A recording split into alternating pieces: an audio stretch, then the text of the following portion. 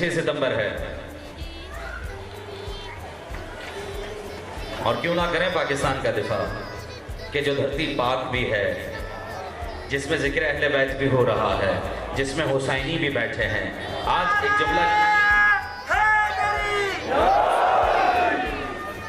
और ज़मीनन बात आ गई है तो मैं अर्ज कर देता हूँ, किसी फौजी से किसी ज़माने में पूछा था, तकरीबन कोई 10, 12, 15 साल पुरानी बात है, कि आप ये जो जंग पे खड़े होते हैं और जोर से कहते हैं नारा तकबीर अल्लाह अकबर, कहा वो हम खुदा को पुकार रहे होते हैं कि मसला हल हो जाए।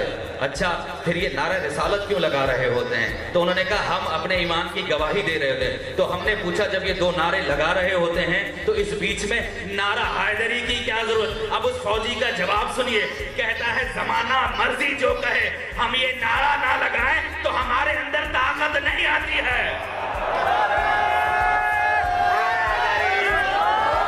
जो जंग में पहला नंबर हो उसके मानने वाले भी पहला नंबर रहा करते हैं, और हम अपने दिफा की बात क्यों ना करें। जो फौज अली का नाम लेकर दुश्मन को ललकारे वो फौज कम नहीं होती।